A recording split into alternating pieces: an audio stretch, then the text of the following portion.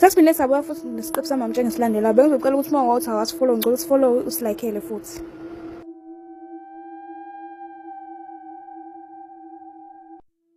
Inkosi yahambe emzini nalesalukazi lesi silahlekelwe yingane sisiyofuna phela indodakazi yazo.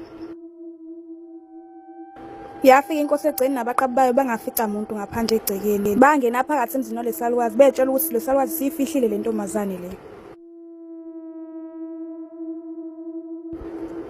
Phela le ntombazane yayisizwile ukuthi iyafuna inkosi ngenxa yokuthi ihambile ehlathini kube sekushiwo ukuthi akekho umuntu ofunakalayo ukuthi ayobheka lezi ingane lezi noma uvumelekile ukuthi ahambe eyobheka ngokwakhe.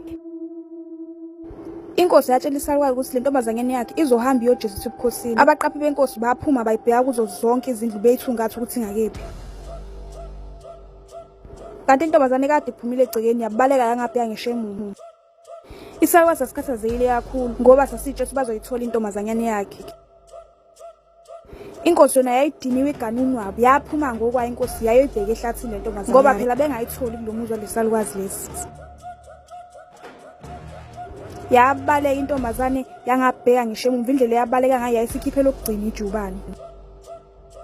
Inkosi into yayenza yafisane yahamba ebukhosini yabiza umhlangano nomphakathi wakho efuna ukutshela ukuthi kuzomela uphume ngobuningi bayo iyothungatha le ntombazane ehlathini. Waphuma umphakathi ngobuningi. Into yayibuhlungu kakhulu ukuthi unina walezi ngane wayengazi lutho yena. Wayetshela ukuthi nje yonke into ihamba kahle nezingane zakhe ngoba ahleli nogogwazo. Yathi sabaleka nje le ntombazane yafusane yahlangana nalenja le ehlala kuyona le yandlu le nalezi ingane lezi ezilahlekile. Kwahlangana inhlavu zamehlo nalenja. Nale ntombazane yamemeza kwaduma ihosha yama yangazi nokuthi ibalekele ngakuphi.